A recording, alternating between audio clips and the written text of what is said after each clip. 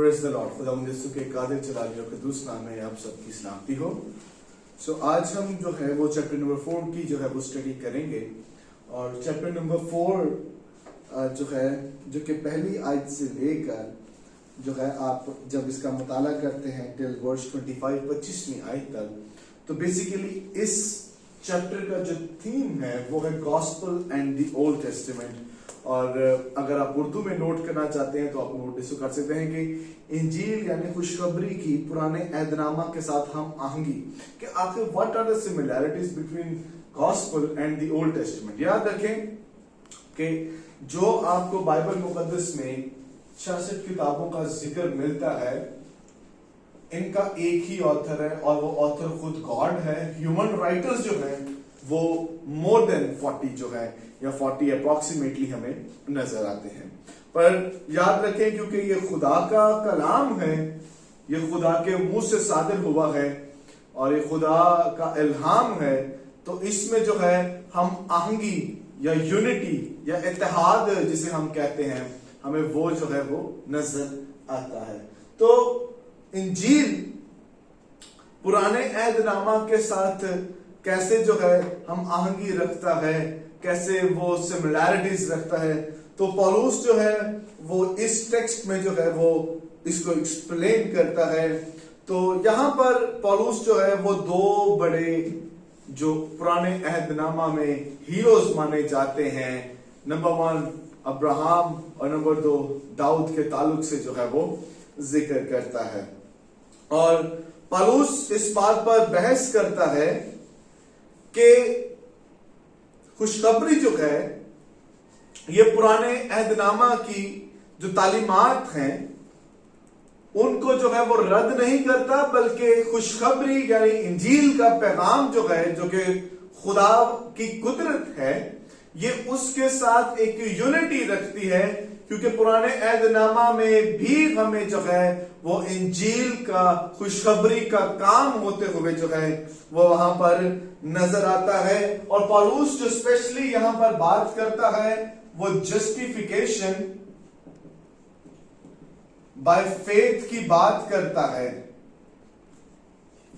और justification by faith यानी रास्तबाजी बजरिया ईमान के ताल्लुक से जब वो बात करता है, तो यहां पर वो दो बहुत बड़े नामों का जिक्र करता है जिनसे खुदा ने जो है वो वादा किया था।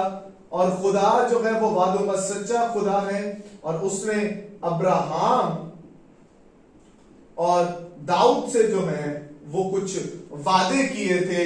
और हमें जब पता चलता है तो अब्राहम जो है, ये बात आपको याद होनी चाहिए, अब्राहम के साथ खुदा ने वादा जो है वो शरीयत के दिए जाने से बहुत पहले जो है वो किया था।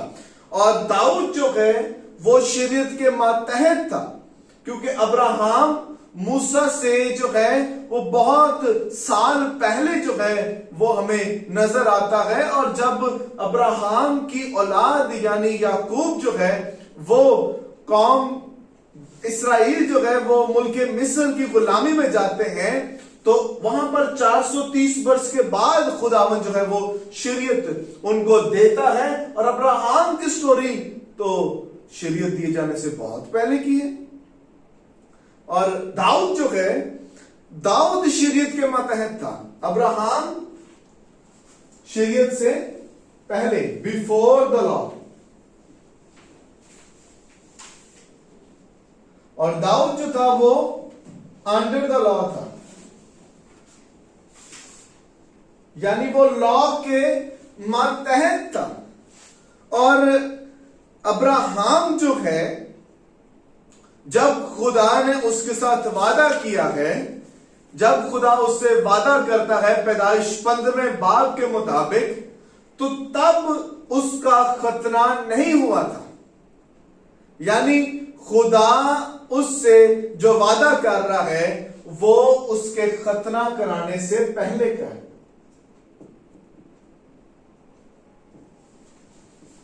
पर दाऊद जो है वो खतना करवाने के बाद। पर एक बात जो इन दोनों में कॉमन आती है वो ये है कि दोनों अमाल से नहीं बल्कि ईमान से रास्तबाज ठहरते हैं। दोनों अमाल से नहीं बल्कि ईमान से रास्तबाज ठहरते हैं। तो पहली आयत में कहता है बस हम क्या कहें कि हमारे जिस्मानी बाप अब्राहम को क्या हासिल हुआ। पौलुस कहता है कि अब्राहम को क्या हासिल हुआ, क्योंकि अगर अब्राहम अमाल से रास्तबाज ठहराया जाता तो उसको फख्र की जगह होती, लेकिन खुदा के नजदीक नहीं। वो कह रहा है कि अगर अब्राहम जो है वो अपने डीड्स की वजह से या वर्क्स की वजह से जस्टिफाई किया जाता तो उसको जो है फख्र करने की गुंजाइश भी होती। कहता है, सादा अल्फाजों में आपको मैं बयान करूंगा कि अगर अब्राहम अपनी मेहनत से रास्तबाजी को हासिल करता तो उसके पास कोई एलिमेंट, कोई फाउंडेशन होती कि वो फख्र भी करे, लेकिन ऐसा क्योंकि हुआ नहीं।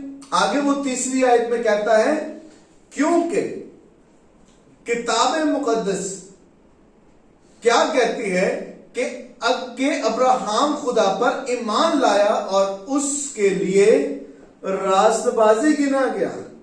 अब्राहम के पास फख्र का एलिमेंट तब होता जब वो खुद इस रास्तबाजी को अपने अमाल, अपने कामों के बदौलत वो हासिल करता। क्योंकि जब आप इफ्सियों 2:8 का मुताला करते हैं, और इफ्सियों 2:8 आपको जुबानी याद होनी चाहिए कि तुमको ईमान ही से फजल से नजात मिली है, और नामी आयत पढ़े तो वहां पर लिखे और ना अमाल के सबब से ताकि कोई फख्र ना करे।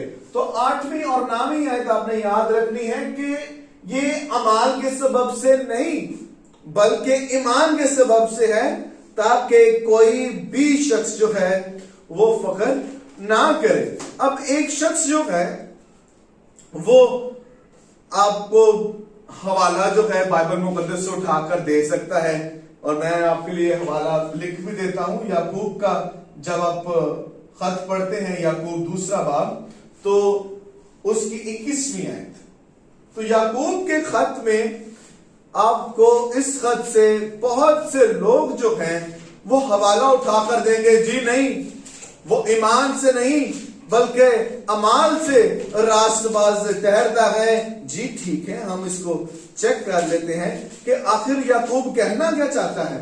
तो याकूब 2 बाब में उसकी 21वीं आयत में यूं फरमाता है, वो कहता है जब हमारे बाप अब्राहम ने अपने बेटे इसहाक को कुर्बान गाह पर कुर्बान किया तो क्या वो अमाल से रास्तबाज ना ठहरा। अब what James is trying to say is totally different. Sometimes हमें यहां पर यूं नजर आता है, पर जेम्स और पॉल दोनों सेम पेज पर हैं। हमें बाजार ये नजर आता है कि यहां पर जो याकूब कह रहा है कि वो जो है अपने बेटे को कुर्बानगाह पर जब लेकर गया है तो वो अपने अमाल से रास्तबाज ठहरा है, पर ऐसा नहीं है। जब हम कलाम मुकद्दस का मुताला करते हैं तो पैदाइश की किताब उसके 15वें बाब में और उसकी 6ठी आयत में जब हम पढ़ते हैं तो वहां पर खुदा जो है उसको रास्तबाज ठहराता है। खुदा ने उसको पैदाइश 15वें बाब उसकी 6ठी आयत में अब्राहम को रास्तबाज ठहराया है, और ये जो वाक्य है जो वो अपने बेटे को कुर्बानगाह पर कुर्बान करता है, ये तो दरअसल 30 सालों के बाद का वाक्य है। यहां पर 15वें बाब में तो अब्राहम के पास औलाद भी नहीं है, लेकिन खुदा ने अब्राहम से वादा किया है, शरीयत से पहले वादा किया है, खतना से पहले वादा किया है, और खुदा ने उसको रास्तबाज ठहराया। क्यों? क्योंकि वो खुदा पर ईमान लाया था। अब बात क्या है कि ये दर हकीकत फर्माबरदारी का जो फेल है, जो कि आपको 30 साल बाद अब्राहम की जिंदगी में नजर आता है, जिसको याकूब कोट करता है। दर हकीकत ये फर्माबरदारी के इस फेल को, उस ईमान की असलियत को साबित करने के लिए जो है वो किया गया है कि वो वाकई ही में खुदा पर ईमान रखता है। अगर खुदा 30 साल पहले जो है अब्राहम से बात कर सकता था, खुदा उससे वादा करता है, शरीयत से भी पहले करता है, खतना से भी पहले करता है, और खुदा उसको ईमान से रास्ता चढ़ाता है, तो वो ईमान उसकी जिंदगी में काम करता हुआ नजर भी आता है। तो दरअसल ये वो निशान था कि वो ईमान से रास्तबाज ठहराया जा चुका है। ये नहीं कि इस अमल की वजह से वो रास्तबाज ठहरा है। No, that is not the case brother, that is not the case sister. दर हकीकत इस निशान की वजह से वो ये डिक्लेयर करता है कि yes, he was counted as a righteous person before this ever happened. और आज हम इस आयत को इतना बड़ा चढ़ाकर जो है वो बयान करते हैं कि अब्राहम अमाल से जो है वो रास्ता चला। नो, आप अपने अमाल से, अपनी नेकी से रास्तबाजी को हासिल नहीं करते, आप मसीह पर, खुदा पर ईमान लाने से जो है वो रास्तबाज करते हैं। हालेलुया। सो अब्राहम के ताल्लुक से जो है पौलुस रसूल बड़ी खूबसूरती से बयान करता है, और तीसरे अध्याय में कहता है किताब मुकद्दस क्या कहती है कि अब्राहम खुदा पर ईमान लाया और ये कि उसके लिए रास्तबाजी गिना गया। अब किताब मुकद्दस का वो हवाला दे रहा है। किताब मुकद्दस से जब ये बात करता है कि किताब मुकद्दस ये कहती है, तो दर हकीकत वो जो है वो ओल्ड टेस्टमेंट की बात कर रहा है, क्योंकि उस वक्त उनके पास नया अहदनामा तहरीर शुदा नहीं था, पर पुराना अहदनामा उनके पास मौजूद था। तो वो क्या कहते हैं कि पैदाइश 15वें बाब छठी आयत का जो है वो हवाला देकर कहते हैं कि justification is not by works but it is by faith. Hallelujah. रास्तबाजी ईमान से है, अमाल से नहीं है, क्योंकि यही जो है किताब मुकद्दस की तालीम है। आगे वो बयान करता है चौथी आयत में, काम करने वाले की मजदूरी बख्शिश नहीं बल्कि हक समझी जाती है। अब इस चीज को अंडरस्टैंड करना बहुत जरूरी है, जिसको पौलुस रसूल यहां पर बयान करता है कि काम करने वाला जो शख्स है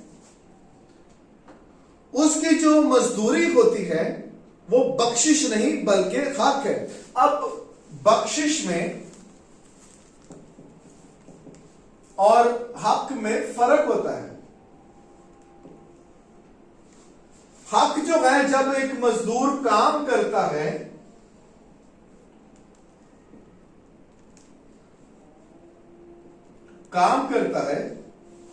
वो सुबह से लेकर जो है रात तक काम करता है, और जब रात को उसकी जेब में पैसे जाते हैं या उसको पैसे मिलते हैं, जब उसको उसके काम का अजर मिलता है या उसको उसके काम की जो है वो इनाम मिलता है, तो दर हकीकत वो अजर या वो जो फेवर है या वो जो सैलरी वो हासिल करता है, वो सैलरी अपनी जेब में डालने के बाद ये नहीं कहेगा I am so thankful to you कि आपने मुझे ये दिया। नहीं, उसका माइंडसेट क्या होगा, क्योंकि ये मेरा हक है और मुझे मेरे हक की कमाई जो है वो मुझे मिल रही है। मुझे मेरे तो हक की कमाई मिल रही, क्योंकि मैं मजदूरी कर रहा हूं, काम कर रहा हूं, मुझे मेरे हक की कमाई मिल रही है। पर बख्शिश इसका ताल्लुक टोटली एंटायरली डिफरेंट है। बख्शिश आप मजदूरी के बिना पर हासिल नहीं करते। बख्शिश एक ऐसा इनाम है जो आपको खुदा मुफ्त में देता है। हालेलुया। कि आप कुछ नहीं करते, खुदा आपको वो दे देता है, खुदा आपको वो इनाम देता है, और वो जो बख्शिश है उसको हम खुदा का फजल कहते हैं। हालेलुया। क्योंकि जब फजल के सबब से हम निजात को रिसीव करते हैं, तो पौलुस बता रहे हैं मजदूरी जो है उससे हम निजात रिसीव नहीं करते, क्योंकि वो यही बाद में अब्राहम के ताल्लुक से उसको कनेक्ट कर रहा है कि अगर वो मजदूरी कर रहा होता तो शायद वो फख्र भी करता, क्योंकि वो अपना काम कर रहा है, वो अपने खुद मेहनत की कमाई, खून पसीने की कमाई जो है वो हासिल कर रहा है। पर क्योंकि उसने मजदूरी इसलिए नहीं की कि क्योंकि वो रास्तबाज ठहरे, बल्कि बख्शिश की वजह से रास्तबाज ठहरा है, इसलिए वो कहता है काम करने वाले की मजदूरी बख्शिश नहीं बल्कि हक होती है, वो हक होता है। और फिर आगे वो बयान करता है, मगर जो शख्स काम नहीं करता, अब बख्शिश की बात कर रहा हूं, मगर जो शख्स काम नहीं करता बल्कि बेदीन के रास्तबाज चढ़ाने वाले पर ईमान। अब देखिए यहां पर कितनी दफा ईमान का लफ्ज इस्तेमाल हुआ है। कहता है ईमान लाता है, उसका ईमान उसके लिए रास्तबाजी गिना जाता है, काउंटेड राइचियसनेस।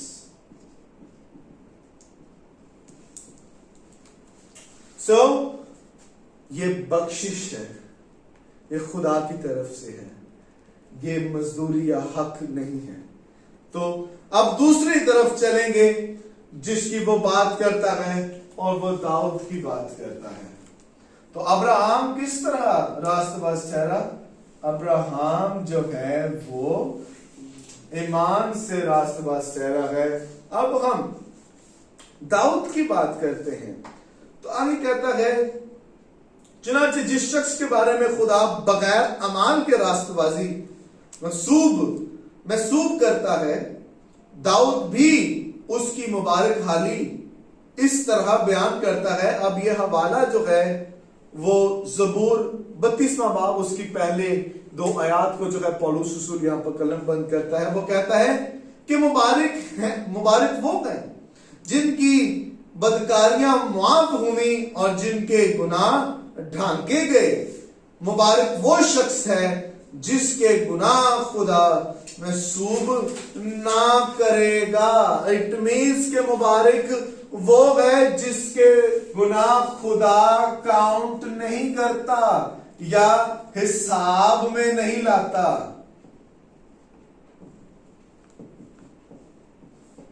अब दाऊद ये कह रहा है कि मुबारक है वो शख्स जिसके गुनाह जो है खुदा जो है वो काउंट नहीं करता। और दाऊद अमाल के बारे में यहां पर तो कुछ भी नहीं कह रहा। अब दाऊद क्या था? दाऊद शरीयत के मातहत था, वो मूसी शरीयत को बारहा जानता था। वो ये जानता था कि चोरी ना कर, लालच ना कर, झूठ ना बोल, ठीक है, खून ना कर, और जितनी भी मोरालिटी की बातें हैं जो कि आपको 10 काम में मिलती हैं उसको सिखाई गई थी। क्यों? क्योंकि दाऊद जो था वो अंडर द लॉ था। पर दाऊद यहां पर कुछ और ही बात कहता हुआ नजर आता है कि मुबारक है वो शख्स जिसके गुनाह खुदा महसूब ना करेगा, काउंट नहीं करता। अब यहां पर दाऊद अमाल की तो बात ही नहीं कर रहा। अब दाऊद जो बात कर रहा है वो ये बात करता है कि मुआफी का ताल्लुक जो है वो अमाल से नहीं है, वो फजल से है। इसलिए दाऊद ये बयान करता है कि फजल नाल ऐ रब बख्श गुनाह सब मेरे, वांगू फजल रहम कर तू यूं मेरे उत्ते। हालेलुया। हम इस सबूर को बारहा गाते हैं। अब दाऊद को पता था कि चोरी ना कर, लालच ना कर, झूठ ना बोल, खून ना कर। दाऊद एक खूनी भी था, दाऊद एक खूनी भी था। फिर एक और हुक्म भी कि तू ज़िना ना कर, दाऊद ज़िनाकार भी था। दाऊद ने ये 2 बड़े गुनाह किए थे। पर वो यहां पर ज़बूर 32 में वो ये कलम बंद करता है और खुदावन पर वो ईमान रखता है, क्योंकि उसको पता था कि जो जो गुनाह उसने किया है उसकी माफी बैलों और बछड़ों से नहीं होना, उसकी माफी का ताल्लुक सिर्फ फजल से है। हालेलुया। और वो ईमान लाया कि उसके गुनाहों की माफी के लिए कोई शख्स आएगा जो सलीब पर अपनी जान देगा। और जैसा हमने पिछले चैप्टर्स में ये स्टडी किया था कि खुदा ने तहम्मुल करके तरह दी थी, खुदा ने तहम्मुल करके तरह दी थी कि जितने गुनाह पेशतर हो चुके थे, क्योंकि वो कलवरी के मुकाम को तो नहीं जानते थे पर खुदा कलवरी के मुकाम को जानता था, क्योंकि उस जगह पर खुदा ने अपने बेटे को जो है कुर्बान करना था, ताकि वो अब्राहम के गुनाहों के लिए भी, दाऊद के गुनाहों के लिए भी जो है वो कफारा देने वाला बने और अपने फजल के वसीला से उनको माफ करने वाला बने। और इसीलिए दाऊद ये कहता है कि मुबारक है वो शख्स जिसके गुनाह खुदा काउंट नहीं करता, हिसाब में नहीं लाता। और क्योंकि अगर खुदा गुनाह महसूब ना करे, काउंट ना करे, तो वो शख्स खुदा के हुजूर में जो है वो मुकाम पा लेता है। That is what David is trying to say, कि गुनाह खुदा जो है वो उनको काउंट नहीं करता है। और फिर इसी वजह से वो आगे कहता है, बस क्या ये मुबारकबादी मख्तूनों ही के लिए है या नामख्तूनों के लिए भी? क्योंकि हमारा दावा है कि अब्राहम के लिए उसका ईमान रास्तबाजी गिना गया। अब मैं आपको यहां पर एक चीज, जो एक कॉन्सेप्ट आपको क्लियर करवा दूं। अब्राहम जब बुलाया गया तो वो किस हालत में बुलाया गया है? अब्राहम जब बुलाया गया है तो वो नामख्तूनी की हालत में बुलाया गया है। He was not a circumcised person. Abraham जब बुलाया गया है तो वो नामख्तूनी की हालत में है, वो नामख्तून है।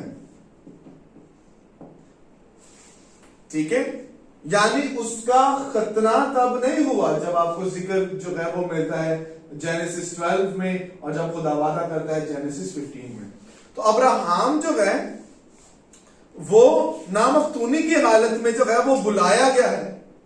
और अब्राहम को जो है वो क्या कहा गया है? अब्राहम को कौमों का बाप भी कहा गया। अब कौमों के बाप से यहूदी भी हैं और गैर अक़वाम भी हैं।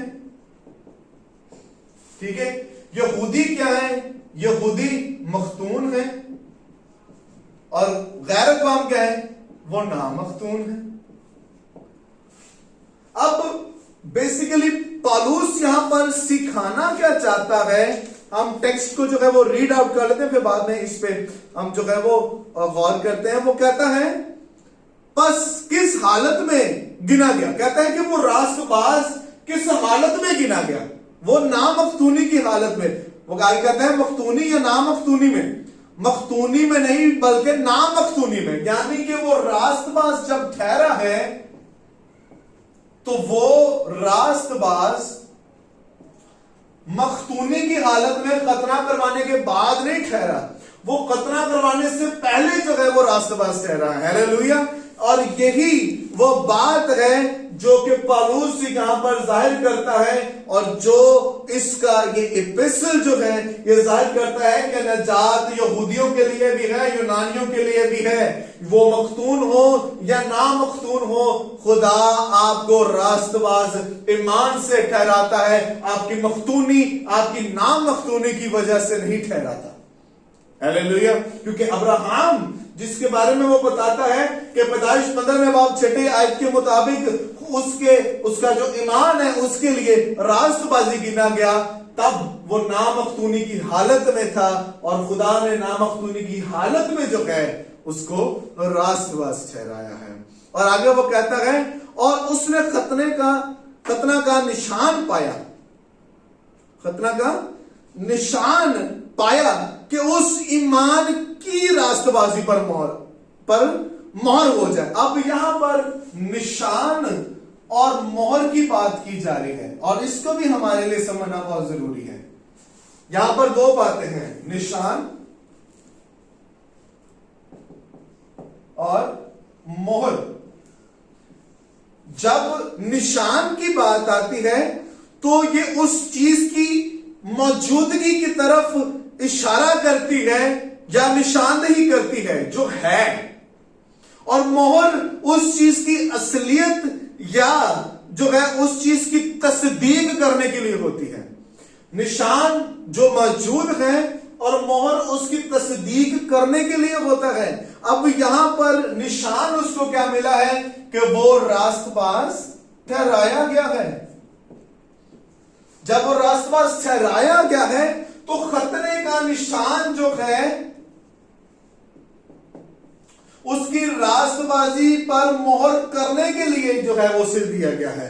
इसलिए नहीं कि वो खतरे की वजह से रास्तबाज ठहरा है, बल्कि उसकी रास्तबाजी पर मोहर करने के लिए, उसे स्टैंप करने के लिए कि yes this person is a righteous person, जो है उसकी मोहर तस्दीक करने के लिए कि वो शख्स रास्तबाज से खतरे का निशान दिया गया है। आज इतना उल्टे सीधे कॉन्सेप्ट दिए जाते हैं। मसला है कि बाइबल सही तरह से पढ़ते नहीं। बाइबल बहुत क्लियर है कि और उसने खतरा का निशान पाया कि उस ईमान की रास्तबाजी पर मोहर हो जाए जो उसे नामख्तूनी की हालत में हासिल था। किस हालत में?